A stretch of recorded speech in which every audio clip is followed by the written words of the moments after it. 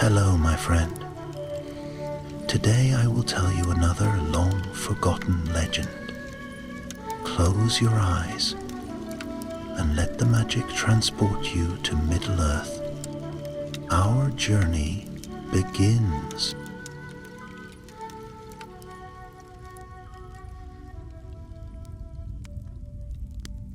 In the deepening shadow of the Third Age, when the golden days of the dwarves had long faded into the mists of memory, there stirred once more a glimmer of hope beneath the mountains.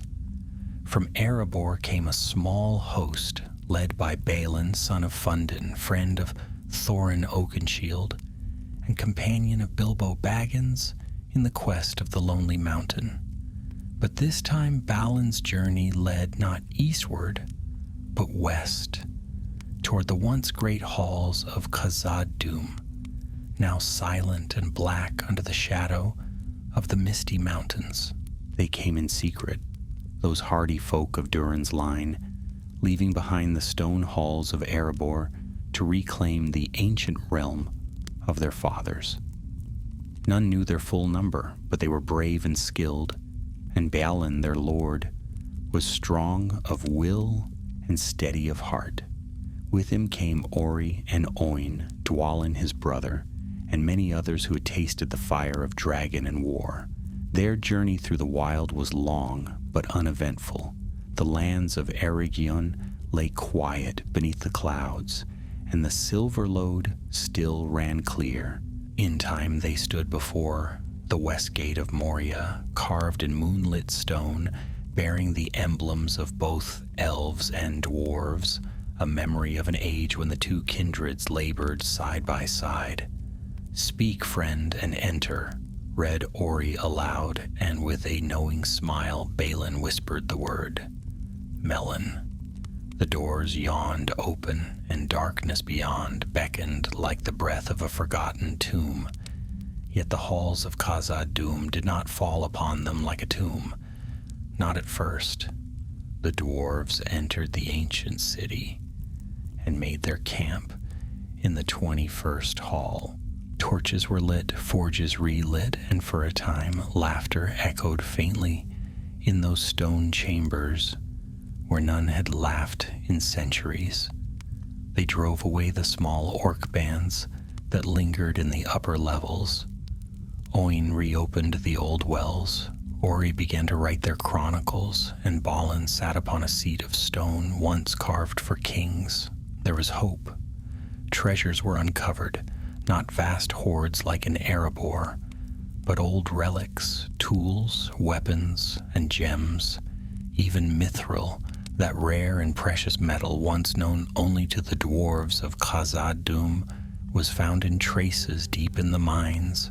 Some began to believe that Durin's halls might live again, yet beneath the joy stirred unease. It began with strange echoes in the night. Doors once sealed were found ajar. Shadows passed through empty corridors where none had walked. One night, a sentry posted near the eastern watch failed to return. Only his broken helm and bloodied axe were found. Balin ordered the lower halls sealed, and patrols increased. The dwarves obeyed without question, but whispers began to stir. Tales of a deeper darkness, of a presence buried in the bowels of the mountain, vast and watching. Still, Balin pressed on. He believed that if they could re-establish control over the eastern mines and the old treasury vaults, the rest of Khazad-dûm would follow. He dispatched small parties to explore the deeper levels. Some returned with tales of broken passages and caverns collapsed by time. Others never returned at all. Then came the day when Balin, walking alone on the path above the Dimrill Dale, paused before the still waters of Kheled Zaram, the Mirror Mere.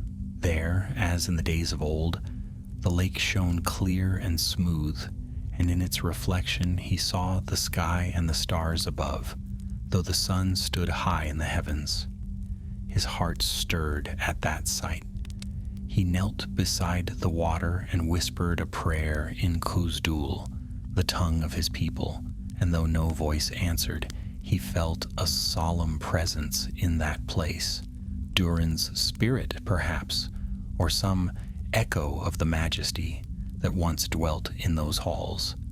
It was then that the arrow struck him. From the rocks beyond the dale came a sharp whistle, and a black-feathered shaft pierced Balin's shoulder. He cried out and fell, his vision darkening. His guards, delayed and too far behind, charged forth and drove off the orcs that had crept up from the east. They bore him back to the halls, bloodied but alive. The wound was deep, but not mortal. Ori wrote in the book, "The Lord of Moria was struck by an arrow near Mirror, but he survives. We slew the attackers. A shadow moves from the east." Balin lay in his chamber, silent for many days, staring into the torch-lit stone above him. He spoke little, but when he did, his words returned again and again to what he had seen. Before the arrow, the water, the sky, the stars. "I saw Durin's crown," he whispered once to Ori. "I saw it gleam in the deep. We are close. I know it." And then one night he summoned his captains. Dwalin, Oin, Frar, Loni, and Nali came to him in the quiet hours. "I have seen a sign," Balin said. "There is an ancient vault beneath Durin's bridge. It may yet hold the sigil of kingship, a token none could deny. We shall go down and claim it." "But the orcs stir," warned Oin, "and the drums we heard last week." "Drums can be silenced," Balin said, his voice steady. "But if we wait, we shall never rise beyond this hall. We must reclaim what was lost, or fade as whispers on the wind." The others exchanged wary glances, but one by one they nodded. The expedition would begin at dawn. As the torches flickered and the meeting ended, Ori lingered, pen in hand. "Shall I write this down, Lord Balin?" Balin turned to him with a faint smile. "Yes," he said, "write it well. If we fall, let it be known we dared to dream." And so it was written in the book of Mazarbel. But what they would find in the depths was not the crown of Durin. It was not the promise of kingship. It was something far older, far darker, and it had awakened. When dawn crept dimly through the cracks of the upper halls, Balin stood ready. Though his wound still ached beneath his armor, he wore it without complaint. A small party had been chosen for the expedition. Frar, strong and sure-footed. Loni and Nali, veterans of many skirmishes. Oin, keeper of the wells and lore master of the company. And Ori, whose hand never left the hilt of his sword, nor the strap of his satchel, where the great chronicle of their endeavor lay nestled against his side. They moved swiftly through the 21st hall, where others still slept or busied themselves with forge and fire. Only Dwalin, left in charge of the colony during their absence, saw them off with a firm nod. No words were spoken as they passed beneath the high arches and descended the broad stairs that led toward the second hall. Their goal lay deeper still. A vault, long thought sealed in the deep stone beneath Durin's bridge. The path was treacherous, though many of the upper ways had been mapped and cleared since their arrival. The lower halls remained half lost to memory. Stone blocks had fallen from the ceilings, and whole sections had collapsed where time and tremor had weakened the old structures. Yet Balin walked as if led by some unseen guide, his mind fixed on the goal ahead. He did not speak of what he believed he would find in the vault, only that it had belonged to Durin himself, the first and mightiest of their fathers, and that within it lay a symbol of the kingship that once ruled all the dwarves of the West. As they passed beneath the broken beams of the Hall of Trees, so named for its carved pillars of branching stone, the air grew colder. They lit no torches, for fear of being seen or heard, and the only light came from the soft glow of a dwarf lantern held by Ori. It cast long, flickering shadows upon the walls, where carvings of ancient battles and long-dead kings looked down in silence. They reached the narrow stair that wound downward beside a chasm filled with dark water. There, Frar paused, one hand held up. "Something moved," he whispered. All halted, weapons ready. The lantern dimmed as Ori covered it with his cloak. Silence fell, heavy and complete, save for the soft drip of water echoing from far below.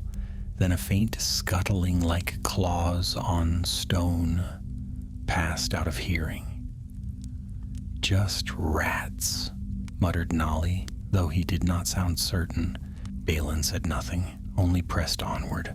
At last they came to the Bridge of Durin, a narrow span of stone carved over a bottomless pit, leading to an arched portal, sealed with a broken door. This place had once marked the threshold to the lower treasury halls.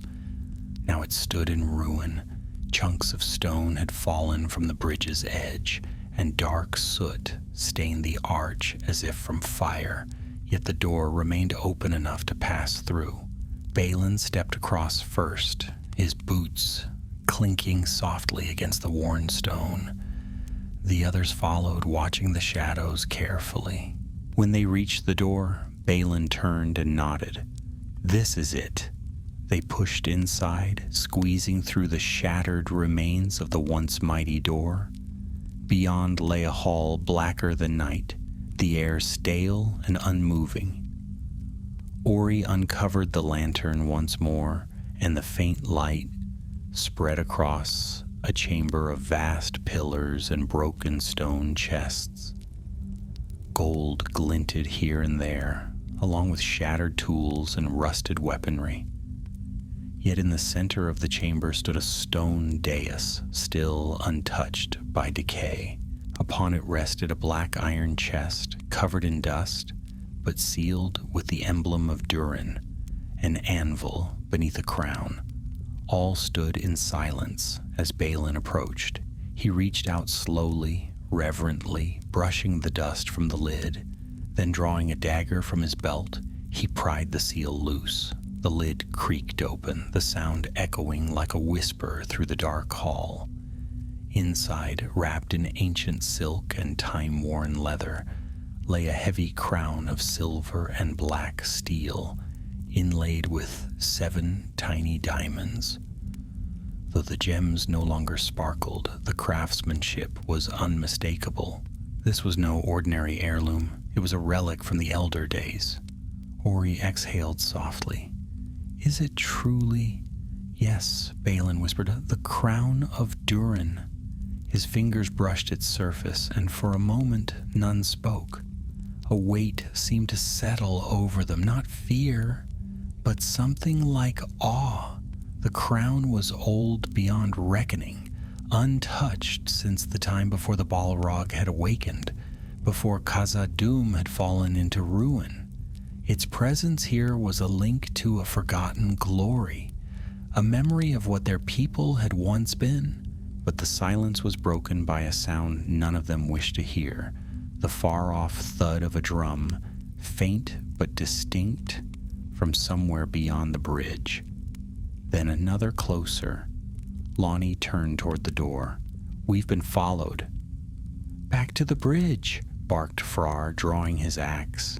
They gathered the crown quickly, wrapping it once more and placing it in Ori's satchel. Then they fled, lantern in hand, across the chamber and through the broken arch. As they stepped onto the bridge, they saw them, shadows moving at the far end, black shapes with glinting eyes. goblins. Perhaps a dozen, maybe more. They shrieked when they saw the dwarves, and arrows began to fly. "Hold the center," Balin shouted. "Don't let them cross."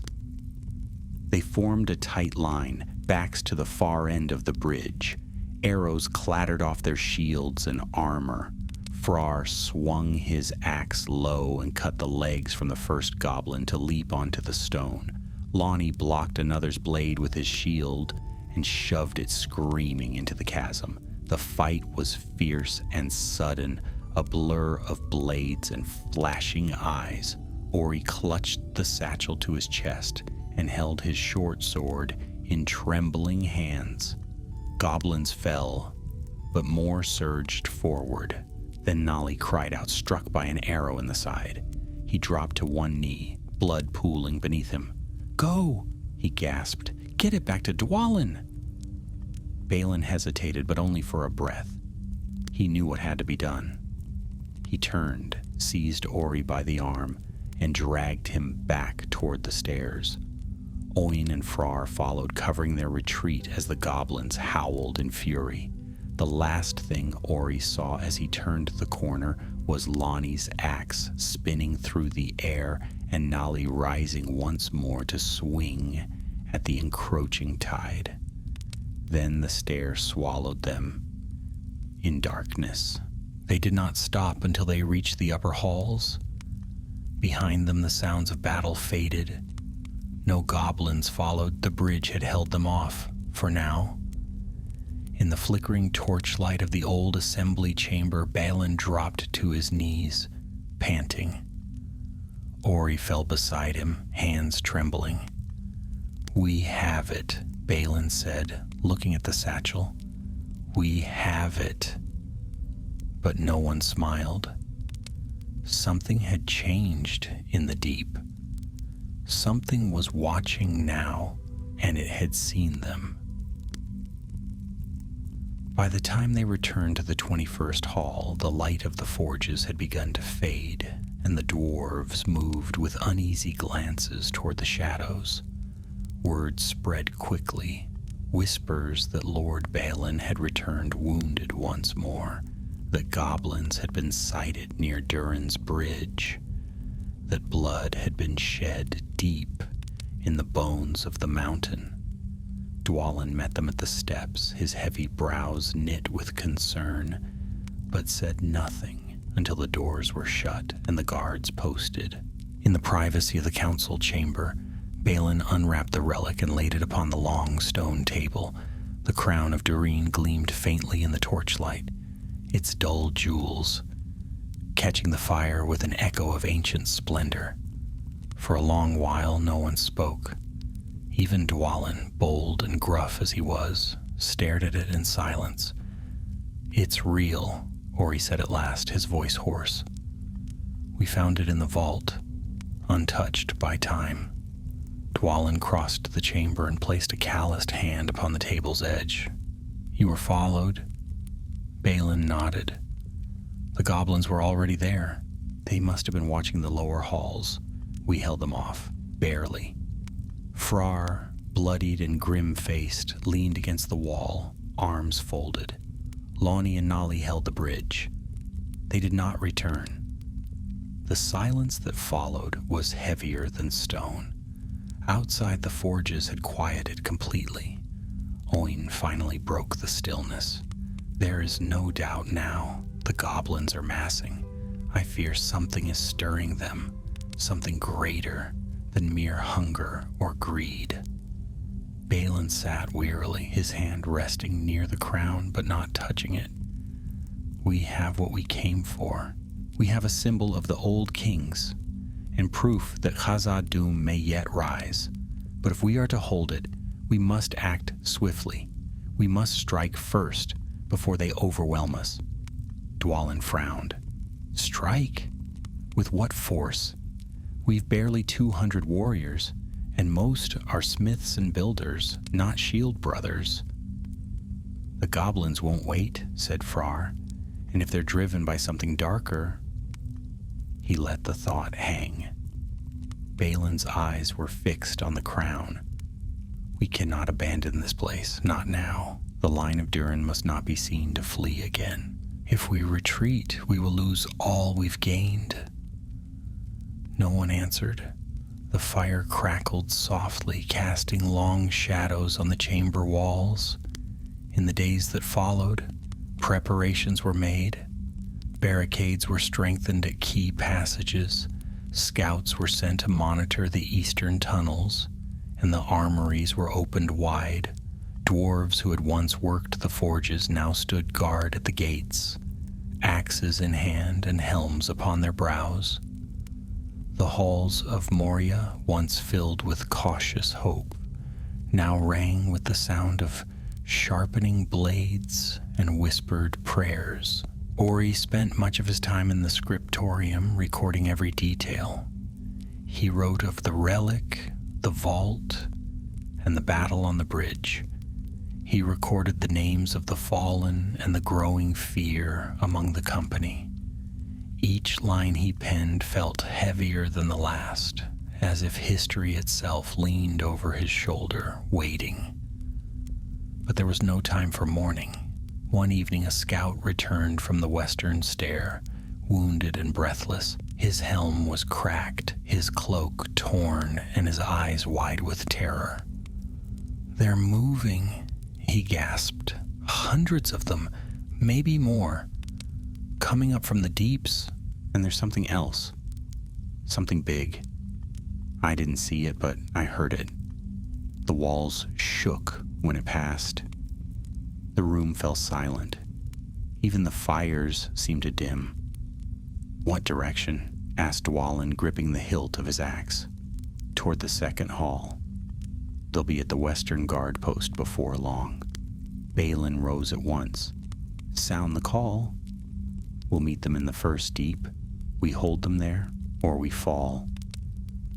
Orders were given, horns were sounded, and the company gathered in the old war hall.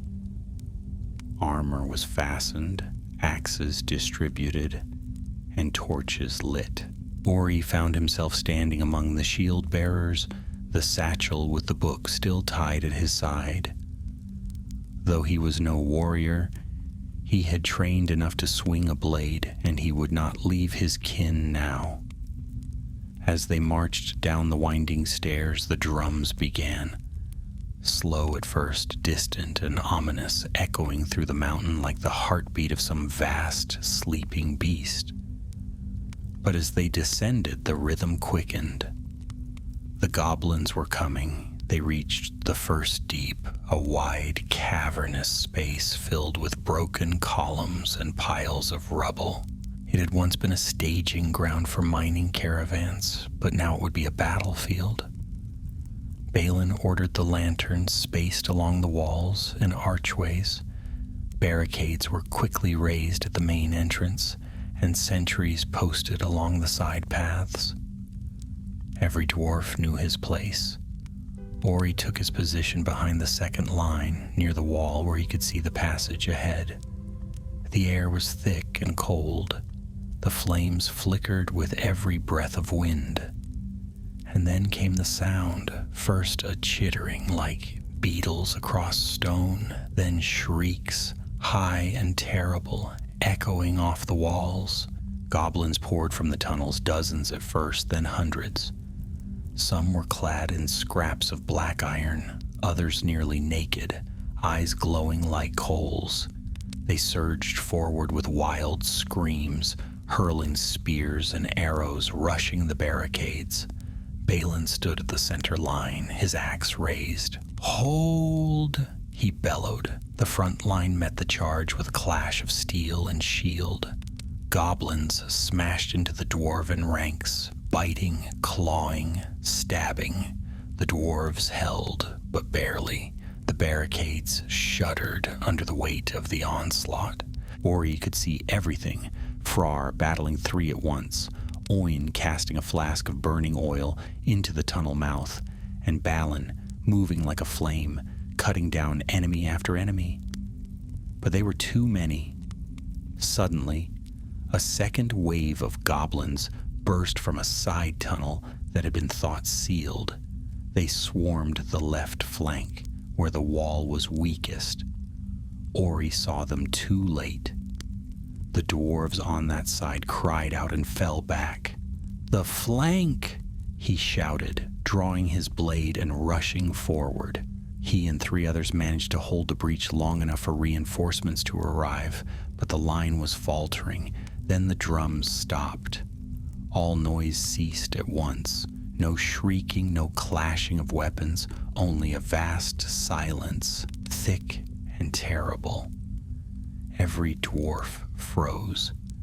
Even the goblins backed away from the front line, hissing and snarling, and from the tunnel came a sound unlike any other, a deep, echoing growl, like the creak of a mountain bending under weight. A shadow passed along the far wall, immense and crawling. Then came the light, faint and red, like the glow of distant embers. Owen's face went pale. "No," he whispered, "it cannot be." Balin turned toward the tunnel, eyes wide. "Durin's bane." The goblins began to laugh. The glow grew stronger as the sound of slow, heavy footfalls echoed down the tunnel like hammer blows on hollow stone. The dwarves stood frozen in their places, axes lowered, eyes fixed upon the darkness beyond. Even the goblins had pulled back, forming a wide half-circle around the tunnel mouth, their twisted faces filled with eager anticipation, as though they knew what was coming and feared it not. Ori gripped the hilt of his sword until his knuckles ached. Beside him, Frar stared ahead, his breathing shallow. No one spoke, and yet the silence was not quiet. It was filled with something oppressive, a weight in the air that pressed on their chests and chilled the blood in their veins. From the shadows came a sound, like a rushing wind, but it did not stir the dust. A heat began to rise, dry and searing, and the walls of the cavern lit with a deep red glow, as if the rock itself had caught fire. Then it stepped into view, too. A vast shape, man-like in form but monstrous in size, wreathed in flame and shadow. A whip of fire uncoiled in its right hand, trailing sparks and molten embers. Its eyes, if they could be called such, glowed like furnaces, and its breath came in slow gusts that shimmered in the air. It moved with the weight of ancient power, and every step left a scorch mark upon the stone. Ori's mind screamed that this could not be. The Balrog was a tale of the elder days, a shadow of Morgoth that had fled into the roots of the world when the great wars ended. It was not real. It could not be real. But it was.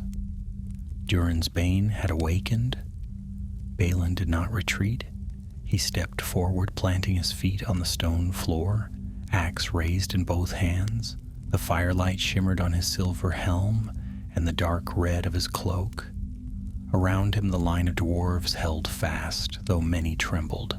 "Stand firm," Balin called, his voice firm and resolute. "We are the sons of Durin. These are our halls. We do not flee." The Balrog did not answer. It raised its whip and let it snap across the air. The crack was deafening, and the stone where it struck split in two. Goblins surged forward again, emboldened by the terror behind them. The dwarves met them with a roar of their own, axes clashing with blackened blades. The chamber erupted into chaos. Ori fought at Frar's side, blade flashing, blocking a crooked scimitar before driving his sword into the goblin's gut. The creature shrieked and fell, and Ori turned just in time to parry another blow. All around him, the dwarves battled furiously, trying to hold the line. The goblins cared little for their own lives. They swarmed forward, throwing themselves at the defenders with wild fury. The Balrog advanced slowly behind them, like a god of ruin. Every step seemed to drain the strength from the dwarves. When it reached the heart of the battle, it raised its whip again and lashed at the wall. Fire exploded across the stones. Part of the barricade collapsed, and goblins poured through. Frar was knocked back by the blast. Ori stumbled after him, coughing from the smoke. They were being driven back, slowly but surely. And through it all, Balin stood tall, his axe singing as it hewed down foe after foe. The firelight caught the silver of his beard and the glint of his helm, and for a moment he looked like one of the ancient kings of legend, defying ruin with nothing but steel and courage. But even Balin could not halt a storm alone. Oin rushed to his side, his voice hoarse. "We must retreat. We cannot win here, not against that." Balin didn't answer. He brought his axe down on the head of a goblin, then turned toward the rear line. "Fall back to the 21st Hall. We make our stand there. Go." The retreat was a desperate scramble. Dwarves carried the wounded. Others fought a rearguard action to buy time. The goblins howled and surged after them. The Balrog did not follow swiftly. It moved with slow, measured steps, as if it knew the time would bring it victory.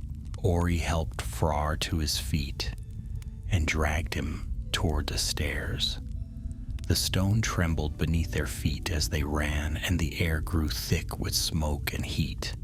Behind them, the flickering light of the Balrog's fire threw long, dancing shadows upon the walls.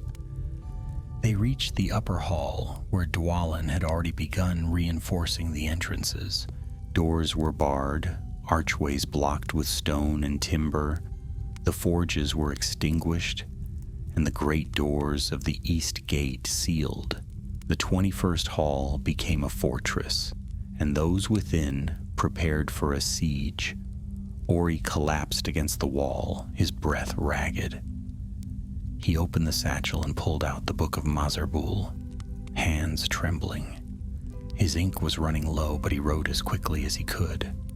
"We cannot get out. A shadow moves in the deep. Durin's bane walks again. We are besieged." Balin passed by, his eyes meeting Ori's for the briefest moment.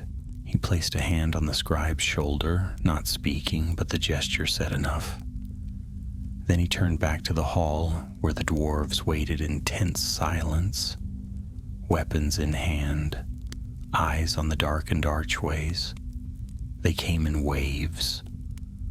First the goblins, dozens at a time trying to storm the barricades. The dwarves held firm, their axes rising and falling in rhythm. The halls rang with the clash of iron, the cries of the wounded, and the shouts of defiance. Then came a pause, broken only by the sound of drums. The goblins withdrew, and then the heat returned. The Balrog did not rush. It did not need to. It pressed forward with slow, deliberate steps, its whip trailing sparks behind it. When it reached the barricade, it raised one burning hand and struck the stone wall. The rock cracked and fire spilled through the gaps. The dwarves drew back, shielding their eyes from the light. Balin stood again at the front, his axe held high. The crown was no longer with him. It had been hidden deep in a sealed chamber with the few remaining treasures of their people.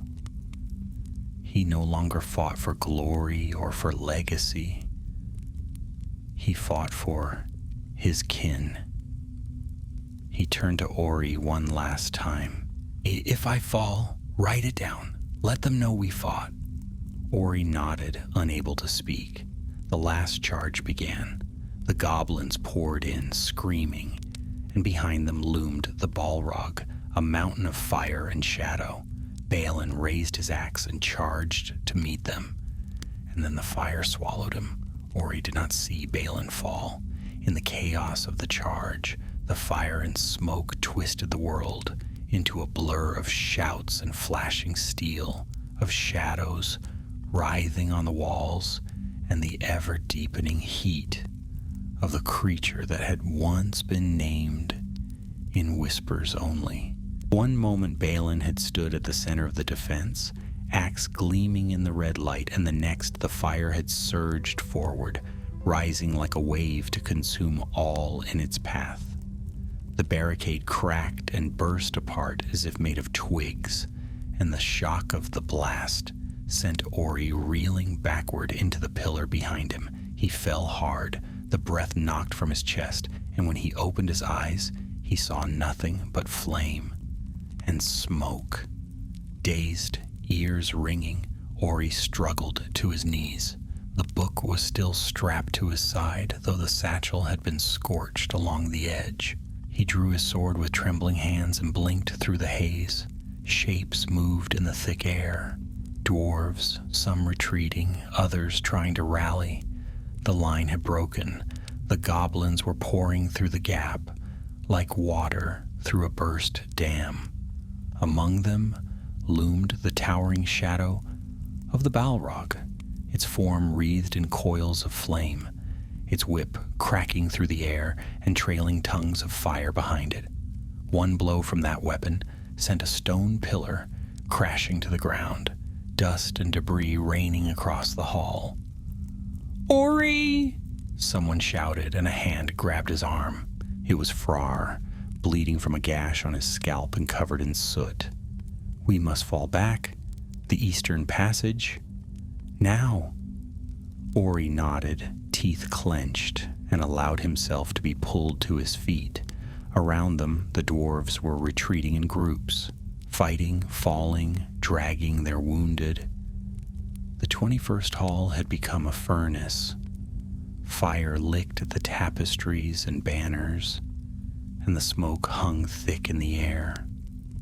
The cries of the wounded echoed through the burning chamber, but there was no time to help them all. They stumbled into the corridor beyond the main hall, where Dwalin and a handful of others had formed a rear guard. The great dwarf stood with his back to the passage, axe in both hands, blood running down his cheek. His eyes were locked on the hall. They had just fled. "Where's Balin?" he barked as Ori and Frar approached. Ori opened his mouth, but no sound came. Frar answered grimly, "He's gone." For a moment, Dwalin did not move. Then he turned away, face hard as stone. "Then I will see to it none of them leave this place alive. Go. Get to the old armory. We'll make our stand there." "We can't hold it," Ori said, his voice hoarse. "Not against that." "We don't have to hold it," Dwalin growled. "We just have to last long enough for the others to escape." The old armory was tucked behind the upper galleries, a defensible chamber with thick stone doors and narrow entrances. Many of the remaining dwarves had already gathered there, helping the wounded, reinforcing the doors with timber and shattered furniture. Ori and Frar pushed their way inside, gasping for breath. The air was only slightly clearer than in the hall, though every breath still stung the lungs. Oin sat slumped against a wall, clutching his side. His beard was singed, and his robes stained with ash and blood. When he saw them, he closed his eyes and shook his head slowly. "Balin? Dead," Ori replied. There were no curses or cries, only silence. They had known, all of them, that Balin's dream had been a fragile one, but none had expected it to end like this. Ori collapsed beside a supply crate and unbuckled the book from his side. The leather was burned in one corner, and the spine had split, but the pages within were still dry. He turned to a clean leaf and began to write. The words came slowly, his fingers stiff with pain and soot. "We cannot get out. They have taken the bridge and the second hall. Frar and Ori and Oin were driven back. The Balrog is with them. We cannot get out." He paused, pen hovering over the parchment, and looked around at those gathered in the flickering gloom. There were fewer than 60 now, many wounded, most weary beyond measure. The remainder of their supplies had been brought into the room: water, some food, spare weapons. No one spoke. There was no need. Time passed in strange ways beneath the mountain. Minutes felt like hours, and hours passed without notice. They waited, listening for the sound of boots or claws or worse upon the stone. Sometimes they heard them, skittering feet in the dark, the faint echo of goblin voices, and now and then, far off, the dreadful thunder of fire against stone. But the enemy did not come. Not yet. At one point, Dwalin returned, face grim and armor blackened. "We've collapsed the stairs behind us," he said. "Slowed them at least. They'll have to dig through rubble to reach us." "How long do we have?" asked Frar. "Hours. A day if we're lucky." Ori wrote down every word. That night, if night it could be called, they slept in shifts. Ori did not sleep. He sat beside the book, writing what he could, recording what he remembered: the battle at the bridge, the fire in the 21st Hall, Balin's last stand. He wrote the names of the fallen, the positions of the barricades, and the layout of their final refuge. His ink was running dry. He dipped the nib in the last small bottle and forced it to last. When he paused to rest his hand, he looked across the chamber to where Frar sat sharpening his blade. The dwarf's eyes were sunken, but his hands were steady. Nearby, Oin dozed, wrapped in a torn cloak, his breath shallow. Of Dwalin there was no sign. He'd returned to the hall above, determined to watch for the enemy's next move. Then, sometime during the third watch, the drums returned. They came slowly at first, a steady beat far away in the tunnels, but they grew louder with each passing hour. They were not the wild clattering of goblins in frenzy. These beats were measured, deliberate, the sound of something ancient and cruel calling its servants to war. The stone seemed to shudder with every thump. Ori looked up from the page. Around him, the others were already standing, weapons drawn. No one spoke. They all knew. The final assault had begun. The pounding of the drums grew louder with each passing moment, reverberating through the walls and floor like the heartbeat of the mountain itself. The dwarves stood in silence, their weapons clutched tightly, their faces pale in the flickering lamplight. Some murmured old prayers in Kuzdul, others simply waited, their eyes fixed on the sealed doors. The air had grown hot and heavy, thick with the bitter scent of smoke and ash that had drifted up from the lower halls. Ori felt it sting in his lungs with every breath, but he forced himself to remain calm. His ink was nearly gone, his hand cramping from long hours of writing. Yet he kept the book open before him, ready to record whatever came next. Frar was already by the door, double-checking the braces they had thrown across it. The timber was thick, reinforced with iron plates torn from the shattered remnants of the old weapon racks. It would hold briefly. Nothing built by mortal hands could withstand what now moved in the deep, and they all knew it. Still, they would make the enemy bleed for every inch. The dwarves of Moria would not fall quietly. A sudden noise broke through the sound of the drums, a scraping like claws on stone. Then a faint, guttural voice, followed by the high-pitched laughter of goblins. They were gathering beyond the doors. "Shields up!" Dwalin barked from the far side of the chamber, his deep voice cutting through the tension like a blade. First line, brace. Second line, hold. The dwarves obeyed without question. It was not the first time they had fought in close quarters, and though their numbers were few, their spirits were iron. Ori took his place beside Oin, sword in one hand, the book secured beneath his cloak. Frar stood just ahead, his axe ready, his stance wide and steady. They were not hopeful, but they were resolute. With a thunderous crack, the doors shuddered.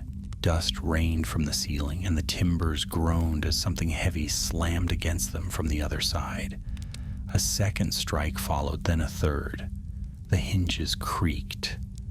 The iron braces began to bend. "They're battering it down," Frar muttered. "Won't be long now." Ori nodded, his mouth dry. He tried not to imagine what was coming through those doors. Goblins, yes, but not only goblins. The drums spoke of a greater power, of something ancient and cruel, a darkness that had slumbered for an age and now hungered to devour them all. A final crash split the air, and with a screech of tearing metal, the right door burst open. Goblins poured in, shrieking and snarling, their blades raised high. The dwarves met them with a shout, and the chamber erupted into battle. Ori barely had time to raise his sword before a goblin lunged at him, its yellow eyes gleaming. He blocked the blow awkwardly, stumbled back, and slashed wildly. His blade connected with flesh, and the creature fell with a cry. Another took its place. Frar moved to cover him, bringing his axe down in a brutal arc that split helm and skull alike.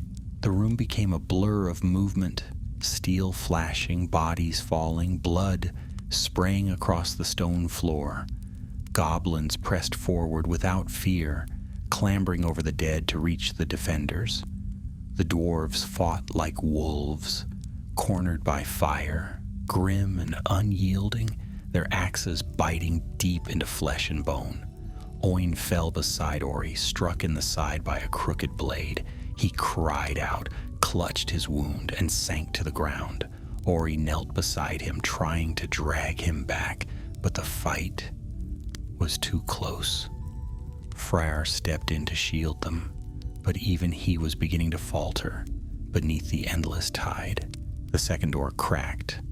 Dwalin roared from across the chamber, driving his axe into a goblin's chest before hurling its body aside.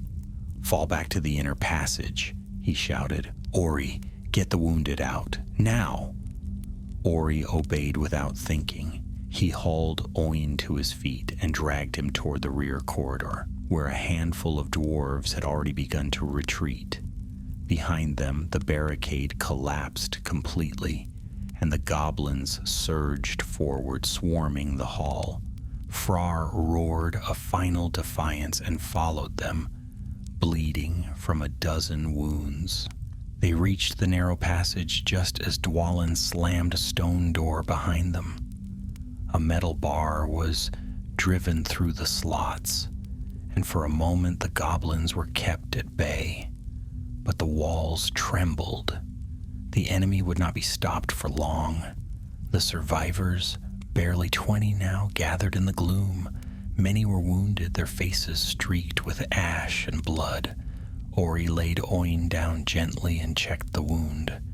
It was deep, but not yet mortal. Still, the old dwarf was pale and shaking, his breath shallow. "We won't last much longer," Frar said quietly. Dwalin nodded grimly. "Then we die with axes in our hands." Ori said nothing. He opened the book again and wrote, "We have barred the gates, but cannot hold them for long. We have taken the little time left to record our tale for whoever may find it. Let them remember us." The walls shook again, harder this time. Cracks ran through the ceiling. Dust fell in sheets. The fire had found them once more, and then they heard the voice, not words, not speech, but a sound that struck like a hammer blow to the soul. It was a roar of fury and fire, deep and ancient, a voice older than language itself. The Balrog had come. Flames burst through the cracks in the stone, searing and bright. The metal bar on the door glowed red, then white, before melting in place. The door crumbled inward. The heat drove the air from their lungs. The dwarves formed a final line, shoulder to shoulder, blades raised. Dwalin stood at the front, his face resolute. "Durin's folk do not run," he said. Ori stood behind him, one hand on the book, the other on his sword. He did not write again. The fire rushed in. The fire didn't explode into the passage. It crept, slow and dreadful, licking along the broken doorway. Like a living thing, heat surged through the narrow hall, rising in waves so fierce that Ori could feel his beard crinkling, his skin blistering. The flames cast long, writhing shadows across the stone walls, and within those shadows came the sound of dragging metal, of claws and chains, of breath like the bellows of a dying forge. The Balrog stepped forward. Even before its full shape filled the threshold, the dwarves knew that this was the end. It no longer moved like a beast hunting prey. It came now like death itself, certain and implacable. Fire curled around its limbs, and its blackened armor glowed with a deep, smoldering red. Its eyes blazed like twin furnaces, and its whip unfurled behind it, casting trails of embers in every direction. The last defenders of Moria stood shoulder to shoulder. Dwalin was at the front, axe gripped with both hands, arms tensed and ready. Behind him were Frar, still bleeding from the battle in the hall, and Ori, who could no longer feel the weight of his sword for how tightly he gripped it. Oyen lay behind them, barely conscious, breathing shallow and fast. A few others remained, too few to call a company, and yet none had run. Not one. The Balrog did not pause. It stepped into the corridor and swung its whip with a sound like a cracking mountain. The wall beside them exploded into sparks. One dwarf was hurled into the air and landed in flames, screaming. The rest charged. Steel clanged against stone and fire. Dwalin met the creature's first strike with a roar, his axe biting into the shadowed leg, but it did little more than chip at the surface. Frar was beside him in an instant, hacking at the creature's flank. The others followed, blades rising and falling in furious rhythm, though most never landed a blow. The Balrog moved like a tempest. Its whip swept the ground, catching a dwarf and slamming him into the ceiling. Its flaming hand struck out, and 3 more fell in a wave of fire. Ori fought with everything he had. He ducked beneath a stroke of the whip, slashed at a goblin who had managed to slip into the fight, and backed toward the wall, shielding Oyen as best he could. All the while, the sound of the Balrog's breathing, deep and unnatural, filled the space around them like a drumbeat of doom. Dwalin pressed the attack. He had thrown aside his shield and fought with both hands, driving his axe into the creature's knee again and again. And for a moment, just a flicker, it staggered. A howl echoed from deep within it, and fire spewed from the cracks in its form. But the moment passed. With a terrible roar, the Balrog struck. A wave of fire burst outward. Dwalin was thrown back, his body crashing into the wall with a force that cracked the stone. He slid to the floor and did not rise. Frar screamed and leapt at the creature in rage, but was struck down with a blow that hurled him into the far end of the corridor. One by one, the last defenders fell. Ori stood alone. His sword was blackened. His hands bled from heat and strain.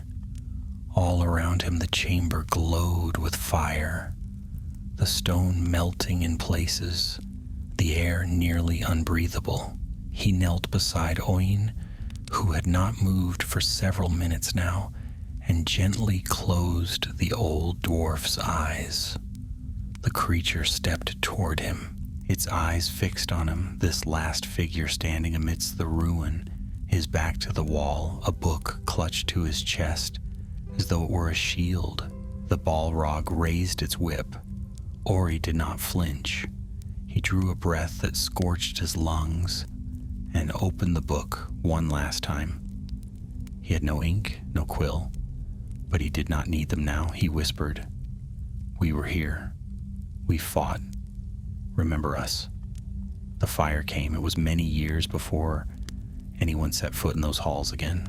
When the Fellowship of the Ring passed through Moria, they found only ruin, broken doors, collapsed passages, and bones long since picked clean by time and carrion. They found the chamber where Ori had written, and there they discovered the Book of Mazarbul. The pages were blackened at the edges, the ink faded and smudged, but the words remained, etched by fire, grief, and steadfast hands. "We cannot get out. They are coming." Gimli, son of Gloin, held the book in his hands and read aloud the last record of his kin. The chamber fell silent. The air was heavy with sorrow. Gandalf lowered his head. Frodo felt the chill of those words settle into his bones, and even Boromir said nothing. "They fought to the end," Gandalf said quietly. "They held Moria for 5 years. That alone is a feat worthy of songs." But there would be no songs sung in the halls of Moria. Not then. The fire had passed. The shadows lingered still. Yet the words had been written, and the world would remember. Far above the smoke-choked halls of Khazad-dûm, where the air still carried the crisp chill of the mountains and the stars glimmered like frost upon black velvet, the Mirror lay still. The glassy surface of Kheled Zeram reflected the high crags and the starlight undisturbed, just as it had when Durin first gazed into its depths. It had not changed. Not when the dwarves fled the coming of the Balrog, not when Balin returned to reclaim the kingdom beneath the mountain. And not now, even as the last torchlight was extinguished far below, and silence claimed the kingdom once again. But the silence was not complete. In the eastern slopes above the Dimrill Dale, where the rocks were broken and scattered from some ancient upheaval, there moved a creature hunched and pale. Its eyes were large and glassy, well suited to the dark places, and its long fingers gripped the cold stone with a trembling strength. It had no name now save what others had called it, in fear, Gollum. And Gollum, though drawn by the hunger and whispers of the ring, had found himself trapped in a maze of stone and shadow, unable to leave the deep. He had been there long before Balin came.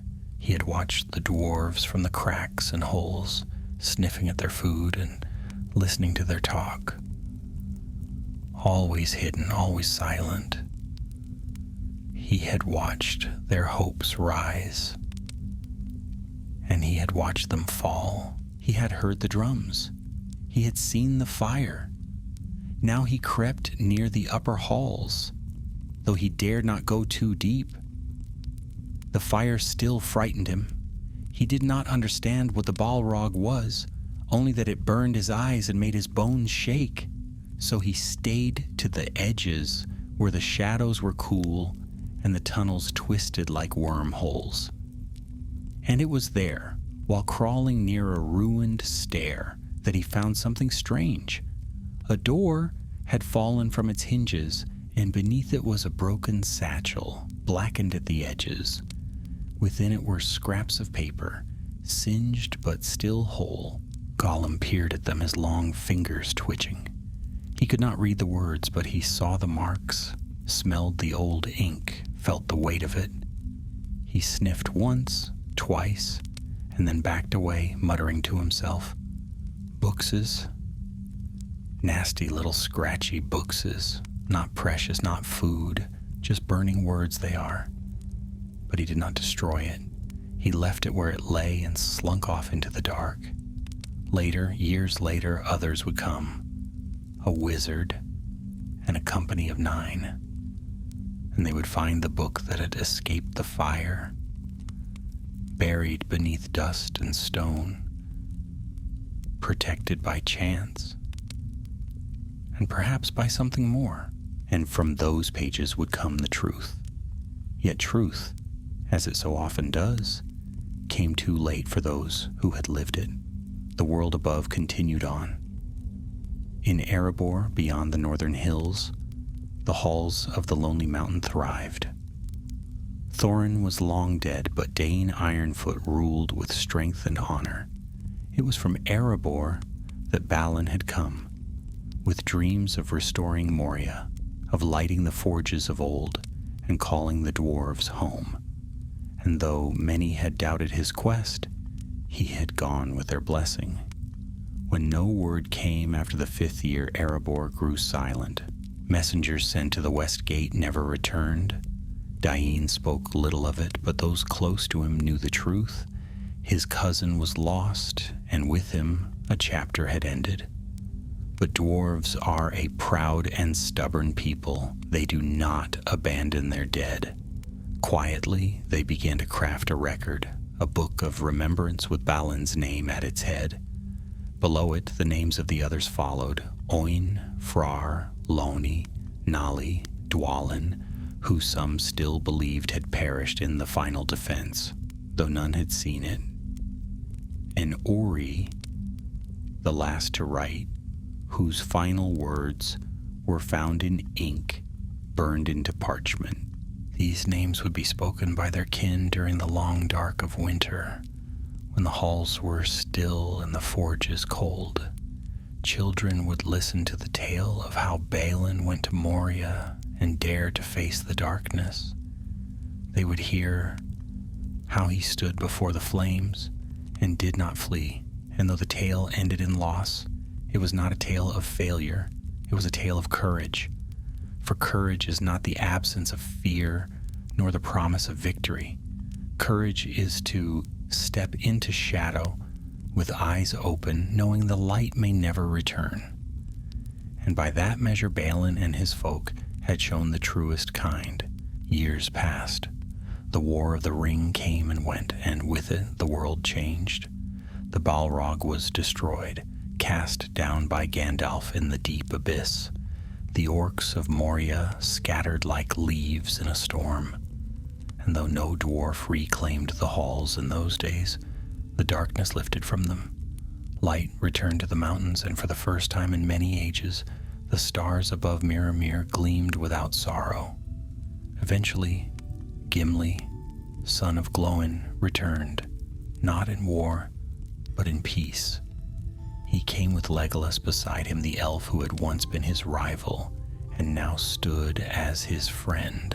Together they walked the paths once trodden by Balin, and stood beside the pool where he'd last gazed at the stars. Gimli said nothing for a long time. When he finally spoke, his voice was quiet. He saw Durin's crown here, the reflection of the stars. He believed it was a sign. Legolas nodded, his eyes far off. Perhaps it was, not of victory, but of hope. They stood there until the moon rose high and the stars danced upon the surface of the lake. Gimli left a stone on the western shore, smooth and round, with runes carved deep. It bore a single word in Khuz'dul, one that even elves could not read, though Legolas asked no questions. The word was Kheled Zaram, Mirror, the place of dreams. It was there that Balin had seen his fate, and it was there that he had been seen for the last time. The story of Moria did not end with Balin nor with the Fellowship. In time, the dwarves would return, slowly and cautiously, to the edges of Khazad-dûm. They would not yet reclaim it, for the scars were deep, and the halls still whispered with the memory of fire. But they began to speak of it no longer as a tomb, but as a wound that might someday heal. And in the great libraries of Erebor, in a place of honor beneath the high vaults, the book of Mazarbul was set in a case of glass and mithril, its pages preserved with care. It remained open to the final words Ori had written. Visitors passed before it in silence, many with bowed heads, and each year, on the day the drums had first been heard in the deep, the dwarves gathered to read the tale aloud, not to mourn, but to remember. Long after the flames of battle had died and the echo of drums faded into the depths, Moria became quiet again, not the quiet of peace, but the stillness of ruin. The forges had gone cold, and the great halls were cloaked in darkness, where once voices of dwarves had shouted to one another across the stone galleries, and the ringing of hammers had sung from forge to forge. Now there was only silence, and the occasional whisper of wind slipping through the broken gates. It was said by some that the mountain itself had fallen asleep, weary from centuries of war and sorrow, and yet deep in the bones of the earth, life lingered.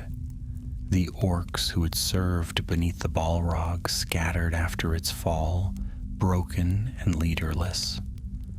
Some fled into the eastern tunnels and clawed their way back toward Mount Gundabad, muttering tales of a shadow that had devoured even their fiercest warriors. Others vanished into the deeper pits of the world, far from the reach of any sun or moon, where no dwarf or man dared to tread. But Moria was not truly abandoned. Within its crumbled walls, remnants of many ages remained. Ancient tapestries lay torn beneath layers of dust, still bearing faint images of Durin's folk in their glory. Statues carved in another time, worn but not broken, stood watch over the empty corridors. In the halls of records, long-forgotten scrolls and ledgers were buried beneath collapsed shelves, waiting for a time when hands might lift them again. Most precious of all were the tombs, stone coffins carved with runes and guarded by cold silence, the resting places of kings and warriors, lost to memory but not to stone. Among them lay Balin. No grave marked his name. No pyre had burned for him. Yet he was not unremembered. In the aftermath of the War of the Ring, when the world had shifted and the free peoples found a measure of peace, the dwarves began to whisper once more of Khazad-dûm. The Balrog was gone, destroyed in the depths by Gandalf the Grey, who had returned not as the Grey Pilgrim, but as something greater. The goblins had fled. The mountain, for the first time in many ages, stood undefended. But dwarves are cautious folk. They did not rush to reclaim what had once been theirs. Instead, they sent scouts, small companies of brave stone treaders who knew how to move quietly through dark places. These were the first to step again into Moria with clear eyes, bearing the crest of Dain Ironfoot and the authority of Erebor. One of them was Fundel, grandson of Fundin and grandnephew to Balin. He was young by dwarvish reckoning, but carried himself with the same fire that had once burned in Balin's eyes.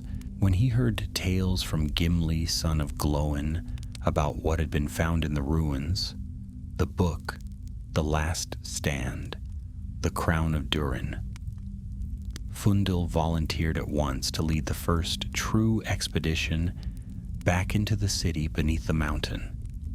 It was a small company, no more than 20 strong, but Every one of them had pledged to see Moria with their own eyes and return with truth, no matter what waited in the dark. Their journey was slow. Though the western gates had been reopened by the Fellowship years before, the tunnels were still treacherous. Time had worn the stone thin in places, and whole sections of the upper levels had collapsed. But the worst of the danger was not goblins, it was memory.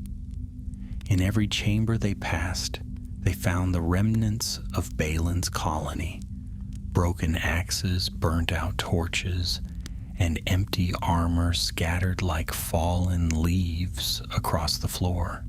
Here a forge with rusted tongs still gripping a half-shaped blade. There a sleeping hall with dust-covered bunks and a tapestry torn from the wall.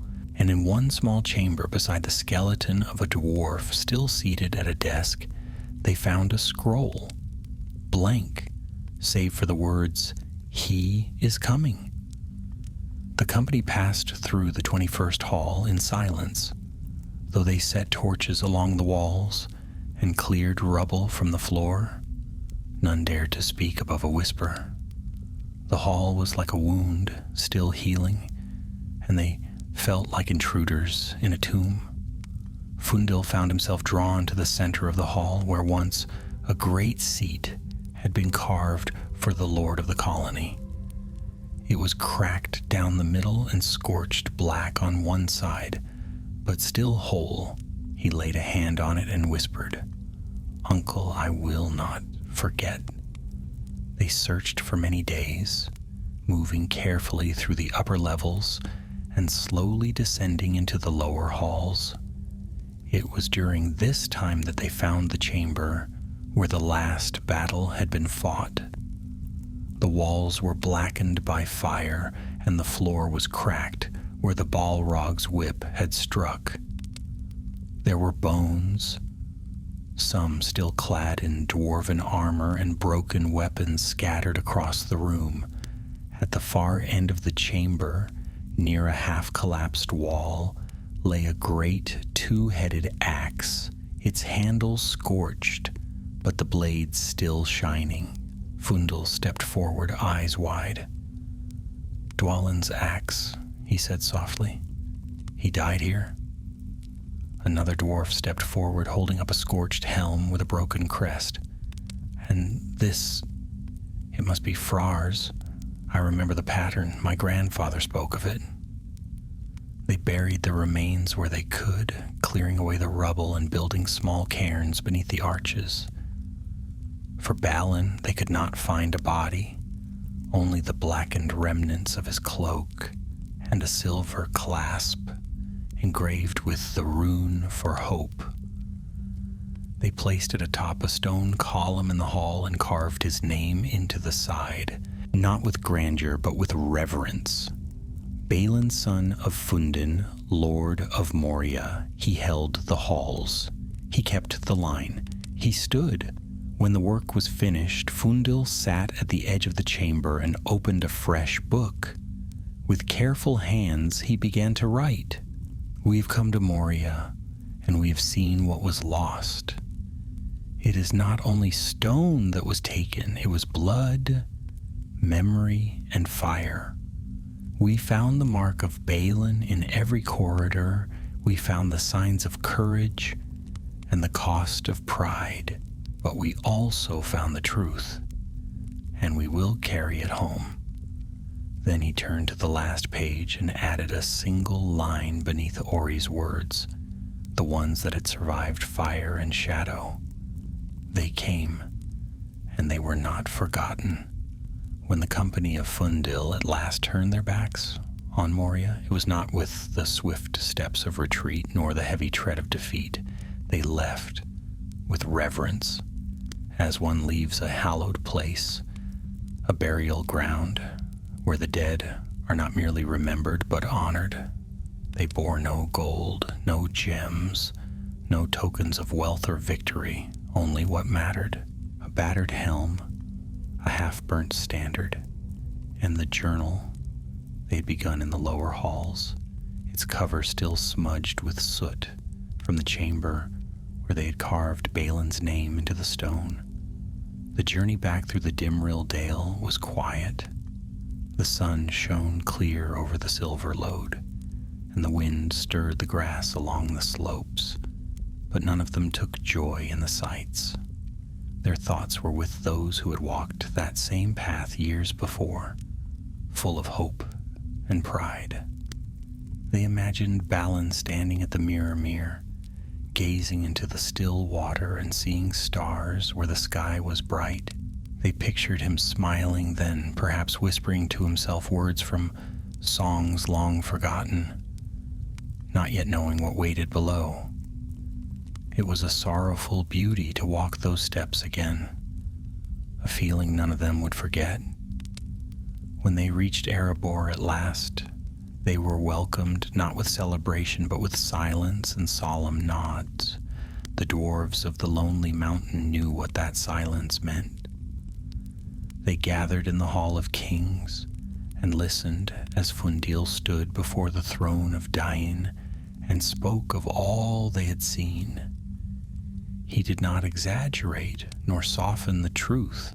He told of fire and ruin, of Ori's final writings, of Dwalin's last stand. He told of Balin's courage and how the crown of Durin had been hidden before the end. That last detail stirred murmurs among the gathered lords. The crown, lost to memory, had long been spoken of as a myth, a symbol of the ancient kings. If it had survived the fall of the colony, even hidden deep within Moria, then it remained a hope for the future. Dane Ironfoot listened in silence, unmoving, until Fundil knelt and presented him with the recovered relics. At the sight of Dwalin's axe and Balin's silver clasp, the old king closed his eyes. When he spoke, his voice was quiet and rough. They did not die in vain. He stood slowly and with effort, for the years had weighed heavily upon him, but there was strength still in his gaze. He lifted the axe, tested its balance in his hand, and turned to those gathered. "Moria is not yet ours, but it is no longer theirs," he said. "The shadow is gone. The halls may sleep, but they are not lost. We will go back in time with care and honor. We will build anew, not in pride, but in remembrance." And so it was decided. No great host would march on Khazad-dûm, not yet. But the dwarves of Erebor would begin preparing for the day when they could return not as invaders or mourners, but as heirs. They would reclaim what had been taken, not for wealth, but for their name, for Durin's folk. In the months that followed, the tale of Balin's colony spread beyond Erebor. Messengers carried word to the Iron Hills, to the Blue Mountains, even to the halls of men and elves.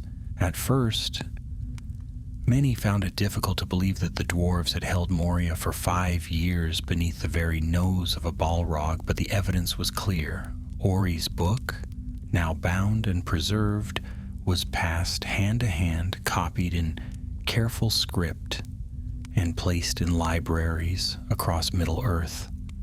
Among the elves, some who had once scoffed at the stubbornness of dwarves grew silent as they read those pages. Among men, the tale was told in the halls of Minas Tirith, where Aragorn, now king, honored the courage of Balin and his companions.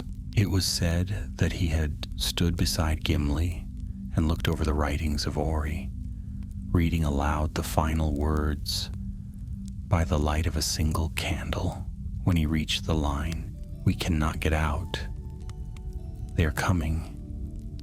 He placed a hand on Gimli's shoulder and said, "He held the line, your kinsman. He bought with his life a tale that will never be forgotten." And Gimli, son of Glóin, who had walked with kings and stood in battle beside the mightiest of the age, said only, "He was my friend." Later, Gimli would lead a new company to the glittering caves of Aglarond, where he would found a great colony of his own, famed across the lands for its unmatched beauty.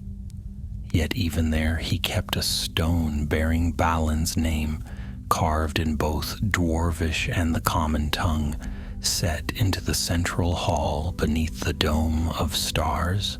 Every year on the day Balin fell, Gimli would stand before it, axe held high, and speak aloud the names of all who had died in Moria. Those present never interrupted, even when the recitation stretched long into the night. In time, songs were written. Dwarven bards who once sang only of victories and boasts composed ballads that were mournful and proud in equal measure. One such song, The Flame and the Hall, became known even among men and elves. Its verses spoke not only of fire and death, but of hope unquenched, of loyalty, and the strength of memory. And though the name of Balin was honored most, the song never failed to speak of Ori, who wrote while the flames crept near, and of Dwalin, who fought until he could no longer rise. But for all the tales and honors, Moria itself remained quiet. The dwarves sent no armies. The halls lay untouched, save for the occasional scout or small party sent to chart the tunnels and recover what had been buried. These expeditions were cautious and solemn, never lingering long. The stones still bore the scars of the Balrog's wrath, and though the shadow had been lifted, something in the mountain had changed. It no longer seemed malevolent, but it watched as if waiting. Some said that when Durin the Seventh would be born, a king of the line returned in glory. He would lead his people back through the gates of Moria, not with war, but with song and light, that he would place the crown of Durin upon his brow and stand upon the steps of the 21st Hall, not as a conqueror, but as the rightful heir, and that the mountain at last would open its heart. But that was a tale for another time. For now, the book remained open, the names were remembered, and the stars still gleamed upon the mirror mirror. Many winters passed after the last torch had burned out in Moria, and though the world moved on, kings crowned, cities rebuilt, the last of the dark powers driven into shadow, the mountain kept its secrets. Deep beneath the peaks of the misty mountains, the stone walls whispered still of what had come to pass. The dust had settled upon broken helms and shattered axes, upon the fallen banners and the empty halls, where fire had once roared, and while no armies marched through its gates, Moria was not forgotten. In Erebor, where the forges blazed bright and the halls rang with hammers once more, the tale of Balin's colony had taken root in the minds of a new generation. Children who had never known war grew up hearing stories of Ori, Dwalin, Frar, and of course Balin himself, whose name had become a watchword for courage.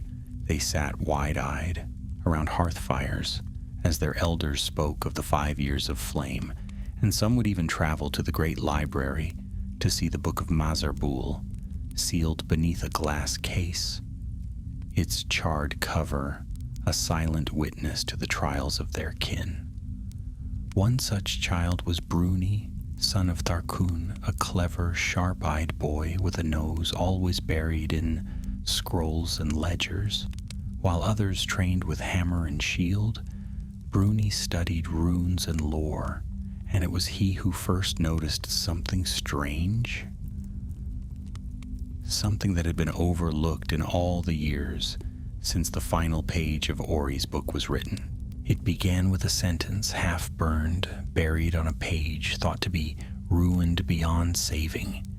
The ink was faded, the parchment scorched, But under the careful light of a glass lamp and with the aid of a magnifying lens crafted by elven hands, Bruni saw what others had missed. The line read, "The chamber with the seal, the crown, and the key hidden beneath." And then the page was torn, the words lost in black. Excited, Bruni raced to the records chamber, dragging with him scrolls from the earliest days of Erebor and fragments recovered from the ruins of Moria. For days he pored over them, searching for any mention of a chamber sealed before the fall, a hidden vault that matched Ori's last clue.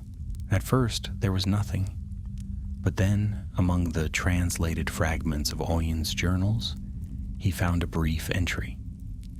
Sealed the king's vault under the throne hall, key kept with the crown. Balin swore it would never be taken above. Bruni sat back in awe. The crown of Durin had not been merely a symbol.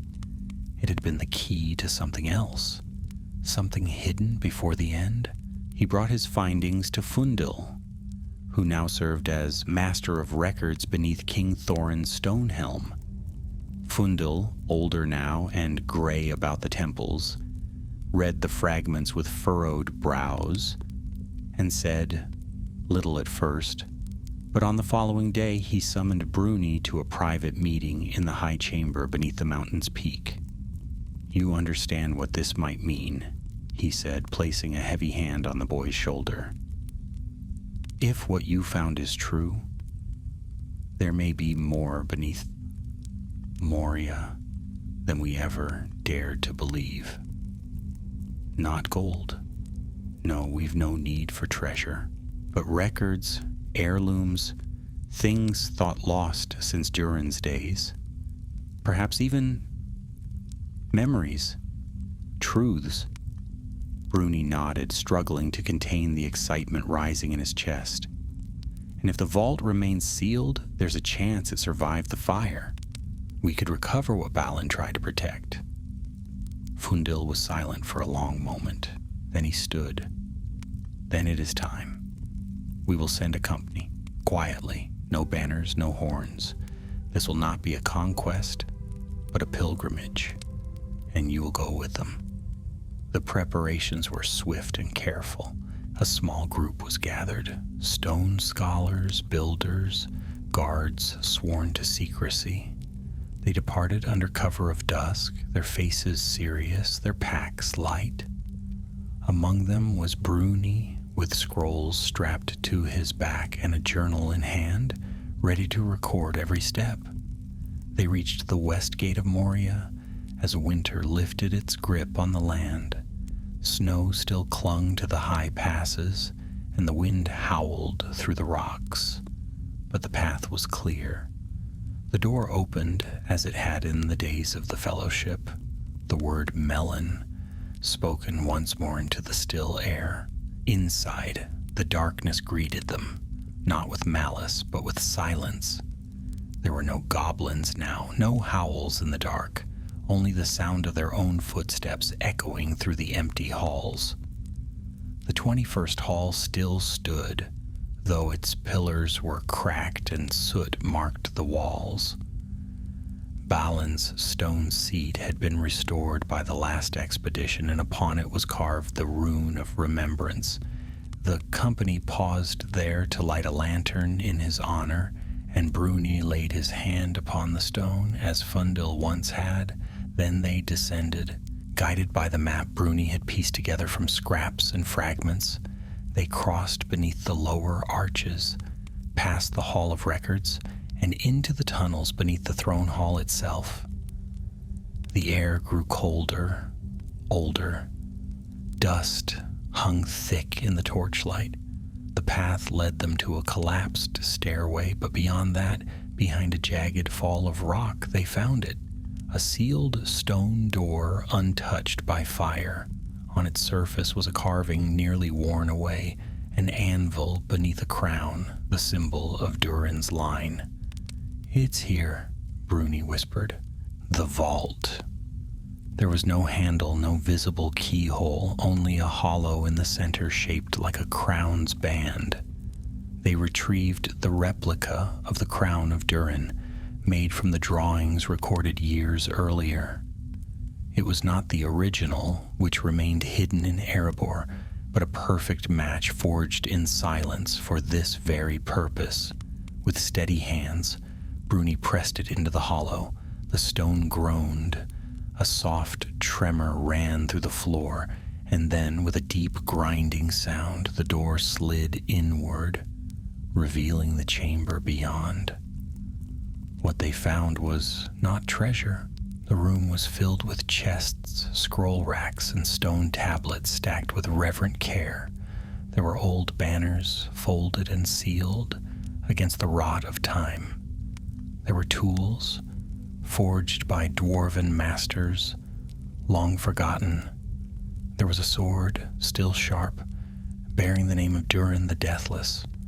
But more than all these, there was history, untouched, unburnt, waiting in the dark.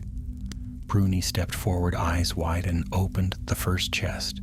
Inside were books, written in Khuzdul, Elvish, Waestrin, records of diplomacy, of war, of kingship. Things no one had read in centuries, stories not just of dwarves, but of the world itself. And in that moment, as the dust rose around him and the torchlight danced on ancient stone, he felt it, not pride, not victory, but purpose. Balin had not come to Moria for gold. He had come to reclaim a legacy, and now at last it would be returned. They remained in the chamber for many days, though none of them kept close count. Time passed differently within the deeps of Moria, beneath so many tons of rock and history. There was no sunrise or nightfall to mark the hours, only the slow burning of torches and the rhythm of their work. Day by day, Bruni and the company cataloged what had been preserved, carefully unrolling scrolls, brushing dust from stone tablets, and lifting objects that had not been touched since the elder days. Each discovery was greeted with reverent silence, as though they were unwrapping memories too sacred to speak of aloud. There were documents written by Durin III himself, bearing his seal and script, letters to the elven smiths of Eregion, describing the trade of secrets and the forging of tools, long lost to time. There were maps that traced the deep tunnels no longer marked on any living chart, paths that descended far below the known levels of Khazad-dûm, into places sealed even before the coming of the Balrog.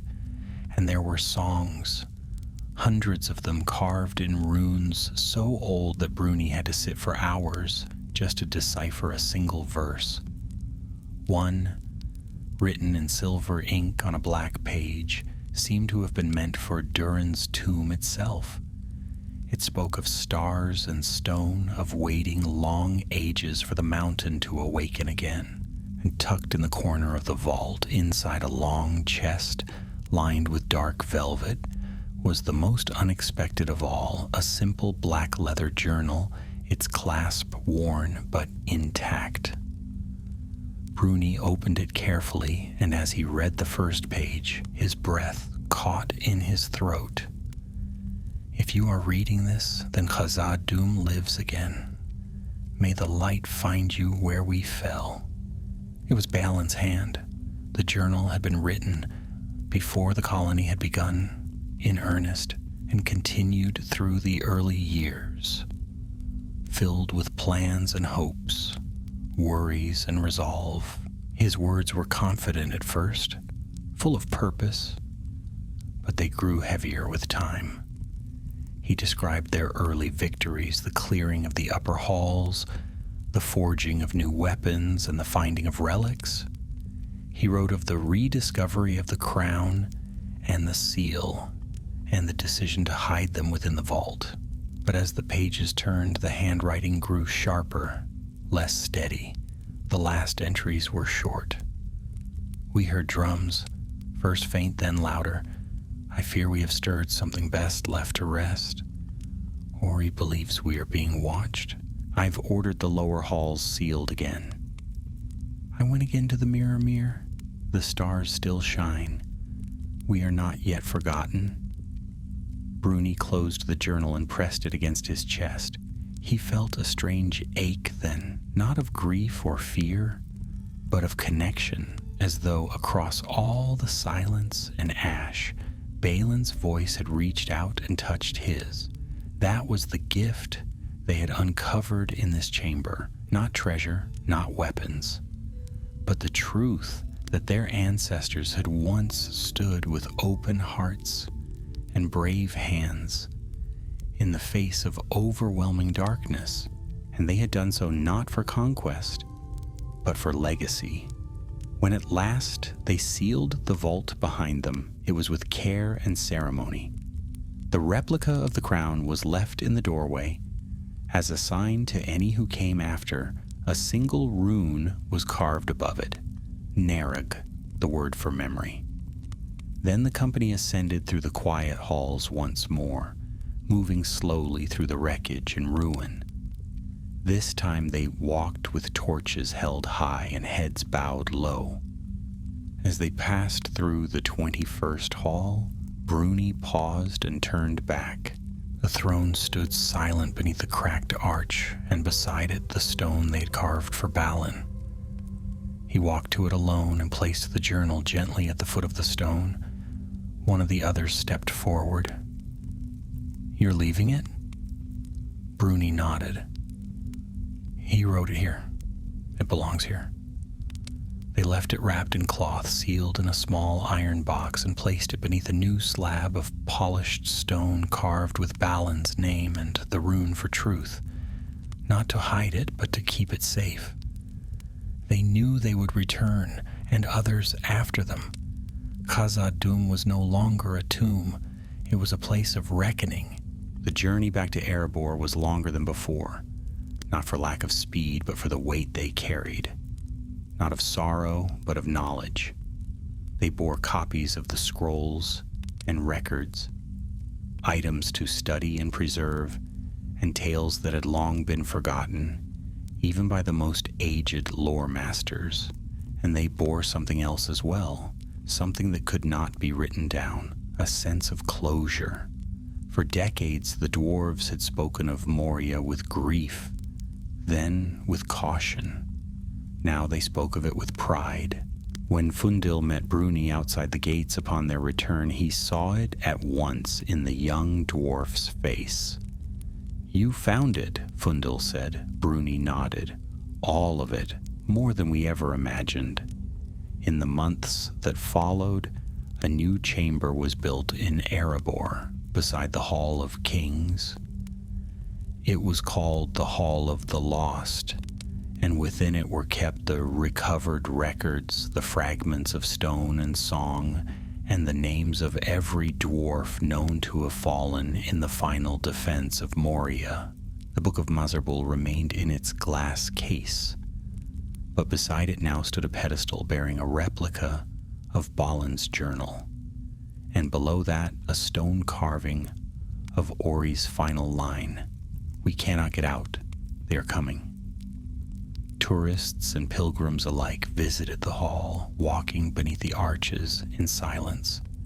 Children listened to the stories with wide eyes, much as Bruni once had.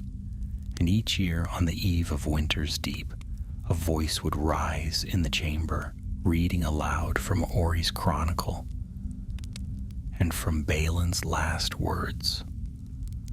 The dwarves gathered with lanterns held high, their faces solemn but proud. It was on one such night, many years later, that an old dwarf, bearded and gray, walked the length of the hall with slow steps. His name was Gimli, though by then he was known as Lord of the Glittering Caves, friend of kings and elves alike. He paused before the case that held the Book of Mazarbul and looked down through the glass. His eyes, though dim with age, still glinted with the fire of memory.